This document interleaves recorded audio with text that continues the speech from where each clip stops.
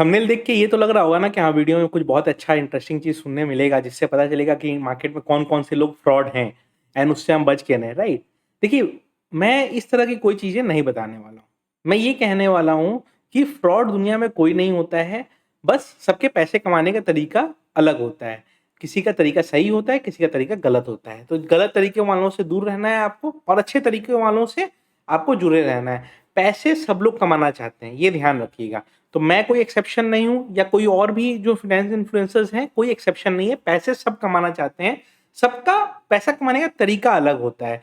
कोई गलत तरीके से कमाना चाहता है, कोई सही तरीके से कमाना चाहता है और एट द एंड आपके मतलब आस-पास में जो सबसे गरीब भी हो और आपके आस-पास में जो सबसे पैसे वाला भी हो, आप एक चीज़ ध्यान रखना, पैसे सब कमाना चाहते हैं। तो वो कोई एक्सेप्शन नहीं है। आपका भी माइंड में एम ये होना चाहिए कि हमें पैसे कमाने हैं। अब आते हैं कि फाइनेंस इन्फ्लुएंसर्स, सबको ये क्वेश्चन पक्का आता है कि जब फाइनेंस इन्फ्लुएंसर्स इतना पैसा शेयर मार्केट से कमाते हैं, तो वो यूट्यूब पे क्या करते हैं? देखिए, 2-3 चीज़ें आपको समझाता हूँ, सो दैट आपको समझ में आए। अब देखिए, आप लोग काफ़ी लोगों का देखते होंगे कि 1 करोड़ का स्क्रीनशॉट है, 2 करोड़ का स्क्रीनशॉट है। काफ़ी डिबेट भी होता है कि वो जेन्युइन है या फेक है। कुछ लोगों का जेन्युइन है, ठीक है? तो उनके ऊपर ज़बरदस्ती आप ये मत सोचिए कि वो जेन्युइन नहीं है या ऐसा कुछ। लेकिन ये कहना कि कोई 2 करोड़ कमाता है इसलिए उसको यूट्यूब में टाइम वेस्ट नहीं करना चाहिए, ये आपका गलत है लॉजिक। क्योंकि आज आप देखेंगे तो बड़े-बड़े कंट्रीज़ के प्राइम मिनिस्टर्स का भी यूट्यूब चैनल होता है, ठीक है?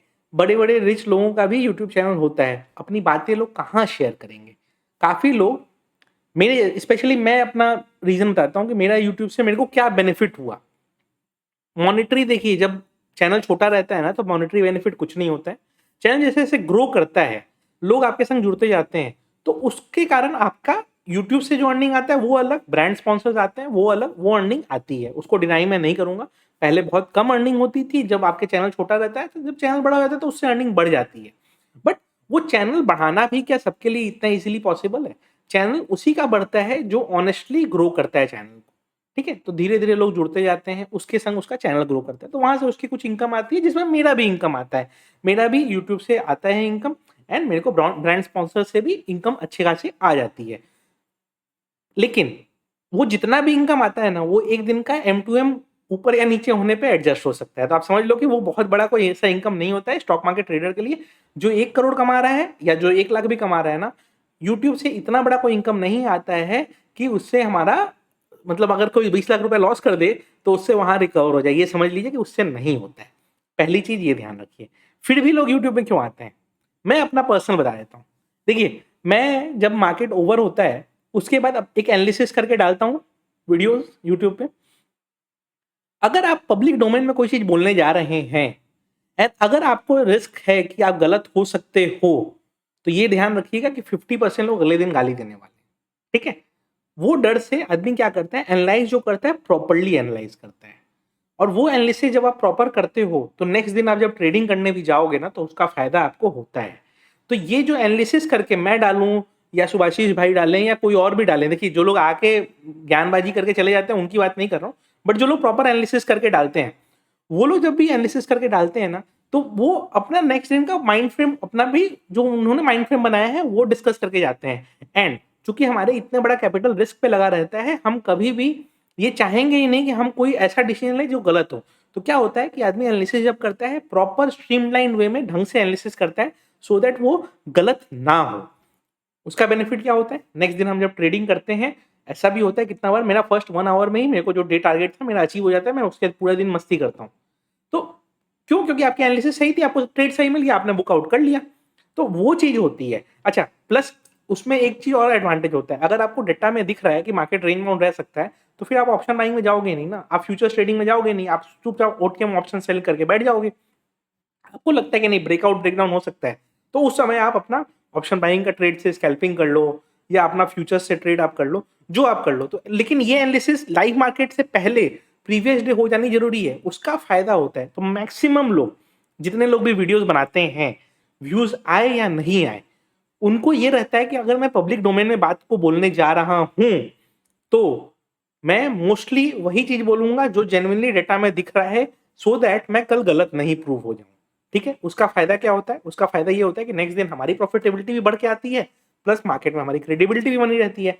तो चैनल अगर मैंने 0 से ग्रो करके इतना बड़ा कर लिया है एंड मैं मतलब अगर 2 महीना पहले मेरे से कोई पूछता तो मैं एवरेज व्यूअर 25,000 बोलता। आज मैं बोलता हूँ कि मेरी एवरेज व्यूअरशिप 30,000 है। तो ये जो मैं बोल रहा हूँ ये फिगर दिन पर दिन ये ग्रो होते जा रहा है। तो अब ये जो 30,000 लोग मेरे को सुन रहे हैं, अगर मैं गलत हो जाऊँ और कंटिन्यूअसली लगातार गलत होते रहूँ तो लोगों को खराब लगेगा कि ये तो गलत ही बोलता है। वो डर रहता है आदमी को, इसलिए आदमी एनालिसिस सही करता है। एडिशनली जितने स्टॉक मार्केट ट्रेडर्स होते हैं, सबका लाइफ बहुत आइसोलेटेड होता है। आइसोलेटेड इन द सेंस आप एक ही जगह बैठ के एक ही रूम में ट्रेडिंग करते हो एंड 9 टू 3:30 आप चाहते ही नहीं हो कि कोई डिस्टर्ब करे। इनफैक्ट मेरा व्हाट्सएप आप देखोगे ना तो 100-150 मैसेजेस मेरे अनरीड पड़े हुए हैं और वो सबको ये रहेगा कि ये बड़ा आदमी बन गया इसलिए मैसेजेस नहीं देखता है। बट जिनको भी पता है, जो मतलब क्लोज फ्रेंड्स हैं, रियल फ्रेंड्स हैं, वो जानते हैं इसको कॉल कर लो फिर भी बात कर लेगा, मैसेज में तो ये देखेगा भी नहीं। इनफैक्ट कितने बार ऐसा भी होता है लाइव मार्केट आवर्स में मेरी वाइफ मेरे को या तो मैसेज करना रहता है ना तो व्हाट्सएप पे ना करके टेलीग्राम पे करती है कि व्हाट्सएप ना देखे टेलीग्राम देख ले। तो ये चीजें होती हैं और ये सबके संग होता है। क्यों? क्योंकि वो 9:30 3:30 फोकस रखना चाहते हैं, भले वो ट्रेड ना कर रहे हो लेकिन फोकस रखना चाहते हैं। तो ये जो आइसोलेशन में आदमी चला जाता है ना, इसको दूर करने का भी एक तरीका है ये यूट्यूब। इसीलिए जितने बड़े ट्रेडर्स हैं वो यूट्यूब में वीडियोस डालते हैं। मैं तो कमेंट्स के भी कुछ कभी कभी रिप्लाई करता हूँ तो कमेंट्स भी लोग पढ़ते हैं। मैं अपने टेलीग्राम पे भी काफी एक्टिव रहता हूँ सो दैट एक फैमिली टाइप का बना रहे एंड लोगों से बातचीत होती रहे। तो वो उसका एक फायदा होता है। क्यों? क्योंकि आप आइसोलेटेड फील नहीं करते हो। थर्ड एंड सबसे इंपॉर्टेंट चीज जो कि किसी भी मॉनिटरी चीज से, किसी भी एनालिसिस चीज से ज्यादा है, पॉपुलैरिटी सबको पसंद होती है। अब देखिए, जब भी आदमी बच्चा रहता है ना तो वो सोचता है ये टीवी पे दिख रहा है ये फेमस आदमी है, ये यहाँ दिख रहा है ये फेमस आदमी है, मेरे को भी फेमस बनना है। ठीक है, सब लोग बन पाते हैं क्या? राइट, सब लोग नहीं बन पाते हैं। जो ये पॉपुलैरिटी है, और अगर मुझे पता है मेरी एनालिसिस सही है तो मैं आज नहीं तो कल अपना ग्रो कर लूंगा, मुझे लोग जानने लगेंगे। तो आज जैसे स्टॉक मार्केट कम्युनिटी में मुझे लोग जानने लगे हैं। क्यों जानने लगे हैं? कि हाँ ठीक है, इसका चैनल अच्छा चलता है, स्टेबल व्यूअरशिप है, फिक्स्ड व्यूअरशिप है। मतलब हो सकता है मेरे से सब्सक्राइबर लोगों के 5-5 टाइम ज्यादा है बट मेरी व्यूअरशिप फिक्स्ड है और दिन पर दिन ग्रो हो रही है। क्यों? क्योंकि मेरे व्यूअर्स मेरे संग टिके रह रहे हैं। ये कब होता है और ये पॉपुलैरिटी कहाँ से आती है? और प्लस मैं मेरे संग कितना बार ऐसा होता है, मैं कलकत्ता में एक साइड क्रॉसिंग पे खड़ा हूँ, टैक्सी का वेट कर रहा हूँ या बस का वेट कर रहा हूँ, कोई भी चीज़ का वेट कर रहा हूँ। आप लोग बोलेंगे कि सर बस में क्यों ट्रैवल करते हो? ऐसा नहीं होता है। अगर आपको एक लोकेशन से दूसरे लोकेशन जाना है, आप कोशिश करते हो सबसे जल्दी पहुंचो। तो जिस पे जो भी डिपेंड हो। कितने बार लोग मेरे को मिल गए हैं कि अरे सर आप मनीष सर हो ना, मैं टूर करने निकला हुआ हूँ कहीं पे बाहर, मुझे लोग मिल गए हैं कि अरे आप तो मनीष सर हो ना। तो वो चीज़ जो आती है ना, ये आप अचीव नहीं कर सकते या पैसे से नहीं खरीद सकते। ये आप धीरे-धीरे ग्रो करके करते हो एंड यही जो लास्ट चीज़ है ना कि पॉपुलैरिटी, पॉपुलैरिटी सबको पसंद होती है एंड सबको चाहिए होती है एंड ये पॉपुलैरिटी ही आपका रियल सक्सेस डिटरमाइन करेगी। क्योंकि पैसे कमाने वाले लोग, मैं खुद एडमिट करता हूँ कलकत्ता में मेरे से बड़े स्केल पे सैकड़ों ट्रेडर्स डेली काम करते हैं एंड मेरे बराबर के स्केल पे भी सैकड़ों ट्रेडर्स हैं। ठीक है, एंड जो मैं प्रॉप डेस्क वगैरह की तो बात ही नहीं कर रहा हूँ, जो बड़े बड़े प्रॉप डेस्क वाले हैं वो तो करोड़ों में डेली खेल रहे हैं, तो उनकी तो बात ही नहीं हो रही है। बट मैं बोल रहा हूँ मेरे जैसे ट्रेडर्स भी, मतलब सिर्फ मैं कलकत्ता की बात कर रहा हूँ, इंडिया लेवल पे तो हजारों में मिलेंगे। तो आप ये समझो कि अगर कहीं कोई चीज में हजारों लोग हैं, वहां पे अगर आपको पॉपुलैरिटी मिलती है तो वो पॉपुलैरिटी ही आपको ये डिटरमाइन करती है कि हाँ चलो ठीक है, हमने पॉपुलैरिटी गेन कर ली तो चलो ठीक है, हमने कुछ अलग कर लिया या बेटर कर लिया। हर फील्ड में जो होता है ना, वो अपने फील्ड में बाकियों से थोड़ा बेटर करना चाहता है एंड यही रीजन है ट्रेडर्स भी आपके आके यूट्यूब पे वीडियोस वगैरह बनाते हैं।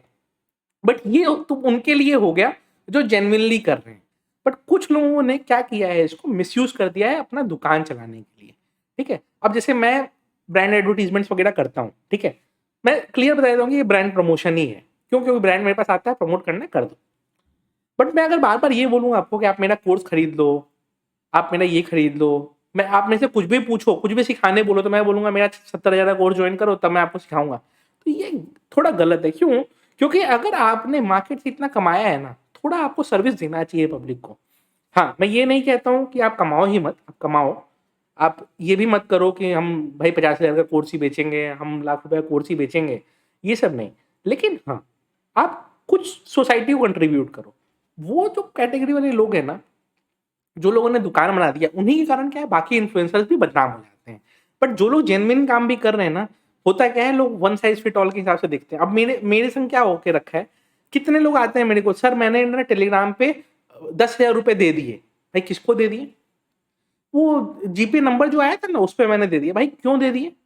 किसने बोला आपको देने के लिए? 50 बार बताता हूँ कि भाई मेरा कोई पेड सर्विस नहीं है, मैं किसी से पर्सनली इंटरैक्ट भी नहीं करता हूँ, तो फिर क्यों आप दे रहे हो किसी को पैसे? नहीं, उसने आपके नाम से मेरे से पैसे माँगे, तो यही चीज़ होती है। अच्छा और ये हो क्यों रहा है? लोग दे क्यों रहे हैं पैसे? क्योंकि मार्केट ना बना हुआ है कि कोई भी आपका हेल्प तभी करेगा जब आप पैसे उसको दोगे तो, यही चीज़ होके रखी है। लोग ये भी नहीं देखते हैं कि जिसको यूपीआई पेमेंट कर रहे हैं वो या गूगल पे पे पेमेंट कर रहे हैं, फ़ोन पे पे पेमेंट कर रहे हैं, उसका नाम एक बार देख लें। मेरा नाम आएगा क्या वहाँ पे? नहीं आएगा। क्यों? क्योंकि सिस्टम ये बन गया है, क्योंकि पूरा दुनिया को यही लगता है कि दुनिया में जो भी है वो सिर्फ़ पैसे ही माँगेगा, पैसे छोड़ के तो बात होगी नहीं, बट ऐसा नहीं है। कुछ लोग मेरे जैसे भी हैं जो दूर ही रहते हैं ये सब चीज़ों से, पर्सनली इंटरैक्ट ही नहीं करते हैं। जो है भाई सबके लिए है, कुछ अलग स्पेशल सर्विस नहीं है, जो है सबके लिए है एंड नॉर्मल चीज़ें ही हैं, कोई अलग से कुछ नहीं है। अपना अलग तरीका है सबका कमाने का, अपना अलग डोमेन है सबके रहने का एंड अपना अलग तरीका है सबका लाइफ जीने का।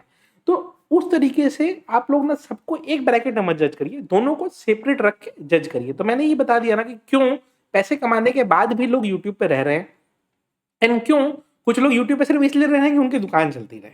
तो दोनों चीज़ें सही है, दुकान जिनकी चल रही है उनके पास भी कस्टमर्स तो हैं तभी दुकान चल रही है एंड जो लोग अपना जेन्युइन नॉलेज वगैरह शेयर करना चाहते हैं, उनका भी दुकान चल ही रहा है ना, कुछ पैसे तो आते ही है ना। मान लो अगर ठीक है मैं ये नहीं कहूँगा बहुत पैसे आते हैं, बट जो भी पैसे आते हैं कम नहीं होते हैं, पैसे आने तो पैसे आते हैं तो अच्छे ही लगते हैं। अब नॉर्मल लोगों को क्या करना चाहिए? देखिए, क्या है कि सबको मल्टीपल सोर्स ऑफ अर्निंग बनानी चाहिए। आपका स्किल कुछ भी हो सकता है। आप स्कूल में टीचर हो सकते हो, आप डॉक्टर हो सकते हो। आप अपना multiple source of income develop करने की कोशिश करो। कुछ लोग मल्टीपल सोर्स ऑफ इनकम में स्टॉक मार्केट को भी लेते हैं। तो येस, स्टॉक मार्केट भी आप मल्टीपल सोर्स ऑफ इनकम की तरह आप डेवलप कर सकते हो and over a period of time उसको ग्रो करते रहोगे। तो जब आप किसी दूसरे प्रोफेशन में हो एंड आप वहाँ पे स्टॉक मार्केट को as a secondary income source treat करने के लिए आते हो, उसी तरह स्टॉक मार्केट वाले भी यूट्यूब को या कोर्सेज़ को अपना सेकेंडरी इनकम सोर्स ट्रीट करके चलते हैं। तो उनका सेकेंडरी इनकम सोर्स क्या बन गया? उनका यूट्यूब बन गया, उनका स्टॉक मार्केट कोर्सेज़ बन गया, वो उनका हो गया सेकेंडरी इनकम सोर्स। तो इस तरीके से ही हमें सब चीज़ सोच समझ के करना चाहिए एंड जजमेंट इस बेसिस पे लेना चाहिए कि कौन कितना अच्छा है, कौन कितना बुरा है। सबको पैसे कमाने हैं, आपको अच्छा या बुरा में फ़िल्टर करना आना चाहिए। तो होपफुली मैंने ये मिथ ब्रेक कर दिया होगा कि सारे इन्फ्लुएंसर्स फ्रॉड होते हैं। देखिए, सारे इन्फ्लुएंसर्स फ्रॉड नहीं होते हैं और फ्रॉड का नंबर भी बहुत कम है, क्योंकि अगर आप फ्रॉड रहोगे तो आपका चैनल ज़्यादा दिन चलेगा भी नहीं। वीडियो अच्छी लगी हो तो लाइक कर दीजिए।